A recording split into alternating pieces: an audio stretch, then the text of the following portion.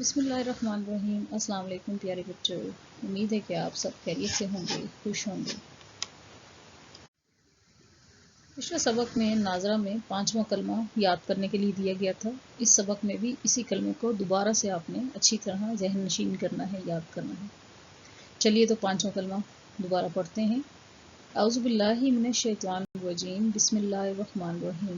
5واں کلمہ استغفار۔ استغفر اللہ ربی من کل ذنب اذنبتہ عمدا او خطاء سرا او علانیۃ واتوب الیہ من الذنب الذی اعلم ومن الذنب الذی لا اعلم انک انت علام الغیوب وغفار الذنوب ولا حول ولا قوة الا باللہ العلی العظیم۔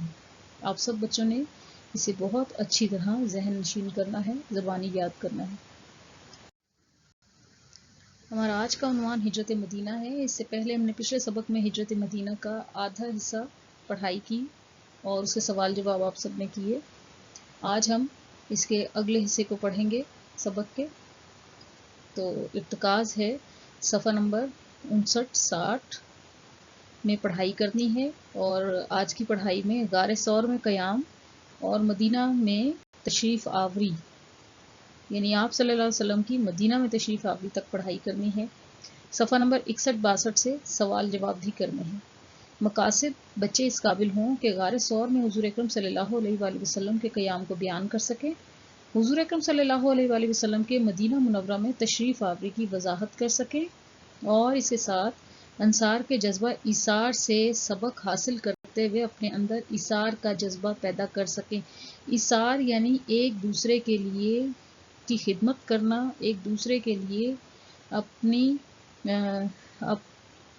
اگر یہ کہا جائے کہ اپنی ہر ضرورت کی چیز کو دے دینا، جیسے اگر اس میں دیکھا جائے تو انصار اور مہاجرین کا واقعہ جو ہے اسلام میں بہت اہم ہے، جہاں پر انصار نے جب مہاجرین آئے مدینہ منورہ مکہ سے ہجرت کر کے، تو انہوں نے اپنے گھر بار مال جائیداد میں سے بہت سا حصہ مہاجرین کے حوالے کیا، ان کے لیے وقف کر دیا۔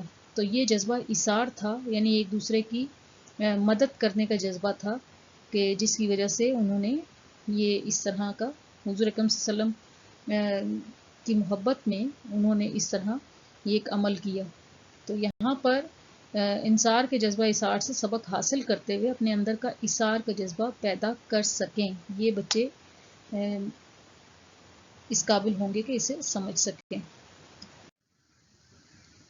جی، ہمارا آج کا عنوان ہجرت مدینہ، اور آج ہم پڑھیں گے غار ثور میں قیام۔ رسول اکرم صلی اللہ علیہ وآلہ وسلم غار ثور میں تشریف لائے، 3 دن یہاں قیام فرمایا۔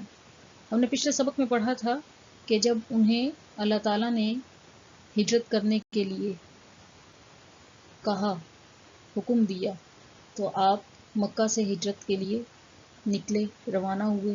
اس دوران ان کے گھر کا محاصرہ بھی کیا گیا، ان کے گھر کو کفار نے چاروں طرف سے گھیر لیا، اور وہاں سے نکل کر اللہ تعالیٰ کی مدد سے وہاں سے نکلے، اور یہ غار ثور میں وہ وہاں پر جا کر 3 دن وہاں ٹھہرے۔ 3 دن یہاں قیام فرمایا۔ اس دوران ایک مکڑی نے غار کے منہ پر جالا بن دیا، یہ اللہ تعالیٰ کی طرف سے ایک مدد تھی۔ ایک کبوتری نے وہاں گھونسلہ بنا کر انڈے بھی دے دیے۔ یہ خدائی اہتمام تھا، یعنی اللہ تعالیٰ کی طرف سے ایک اہتمام تھا، یعنی ایک ایسا کام تھا جو نبی کریم صلی اللہ علیہ وسلم کے لیے اللہ تعالیٰ کے حکم پر کیا جا رہا تھا، جو حضور اکرم صلی اللہ علیہ وآلہ وسلم اور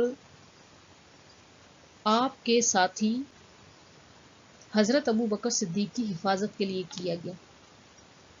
حضرت ابو بکر صدیق کے غلام آپ رضی اللہ تعالیٰ عنہ کے پاس بکریوں کا دودھ پہنچاتے تھے، یعنی 3 دن قیام کے دوران کھانے پینے کے لیے دودھ، اور آپ رضی اللہ تعالیٰ عنہ کی بیٹی یعنی حضرت ابو بکر صدیق کی بیٹی حضرت اسماء رضی اللہ تعالیٰ عنہ کھانا پہنچاتی تھی۔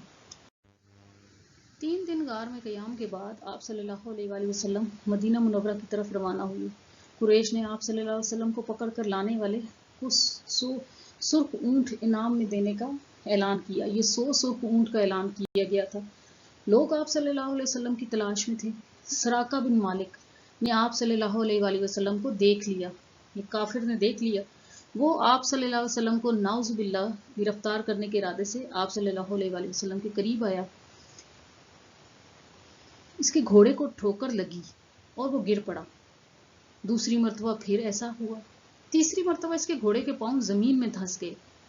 اس نے آپ صلی اللہ علیہ وآلہ وسلم سے معافی مانگی، آپ صلی اللہ علیہ وسلم نے اسے معاف کر دیا۔ اس طرح اللہ تعالیٰ نے آپ صلی اللہ علیہ وآلہ وسلم کی حفاظت فرمائی اور آپ صلی اللہ علیہ وسلم نے 14 دن قیام فرمایا۔ یہاں ایک مسجد کی بنیاد رکھی جسے مسجد قباء کہا جاتا ہے، یہ اسلام کی پہلی مسجد ہے۔ مدینہ میں تشریف آوری، آپ صلی اللہ علیہ وسلم کی مدینہ میں تشریف آوری۔ نبی کریم صلی اللہ علیہ وآلہ وسلم مدینہ منورہ میں داخل ہوئے، لوگ بڑی شدت سے آپ صلی اللہ علیہ وآلہ وسلم کا انتظار کر رہے تھے۔ انہوں نے آپ صلی اللہ علیہ وسلم کا پرجوش استقبال کیا، یعنی ویلکم کیا۔ بچیوں نے خوشی سے نعتیہ اشعار پڑھے۔ مدینہ منورہ کے مسلمانوں نے ہجرت کر کے آنے والے اپنے مسلمان بھائیوں کی ہر طرح سے مدد کی، اسی لیے انہیں انصار کہا جاتا ہے۔ ہجرت کر کے آنے والے صحابہ کرام کو مہاجرین کہا جاتا ہے۔ جی، پڑھائی کے بعد گھر کا کام پلس ہدایات میں دیے گئے سبق کی پڑھائی کریں۔ کتاب کے صفحہ نمبر 59-60 سے غار ثور میں قیام، مدینہ میں تشریف آوری تک اور دیے گئے سوالات کے جوابات اپنی نوٹ بک پر لکھیں۔ ناظرہ میں آپ نے 5واں کلمہ دوبارہ زبانی یاد کرنا ہے۔ جی، گھر کے کام میں 3 سوال کے جواب کرنے ہیں۔ پچھلے سبق میں ہم نے 2 سوالات کے جوابات کیے تھے۔ غار ثور میں آپ صلی اللہ علیہ وسلم نے کتنے دن قیام فرمایا؟ اور اسلام کی پہلی مسجد کون سی ہے؟ سراقہ بن مالک کے ساتھ کیا واقعہ پیش آیا؟ ابھی ہم نے پڑھا ہے نا کہ اس نے حضور اکرم صلی اللہ علیہ وسلم کو دیکھ لیا اور دیکھنے کے بعد اس نے کوشش کی پکڑنے کے لیے، اور اللہ تعالیٰ کی طرف سے وہ کتنی دفعہ گرا، گھوڑا زمین میں دھنسا، تو وہ سارا واقعہ آپ نے مختصر طور پر اس جواب میں لکھنا ہے۔ اسی کے ساتھ پیارے بچوں اجازت چاہتی ہوں، خدا حافظ۔ ہمیشہ ہنستے رہیں، مسکراتے رہیں۔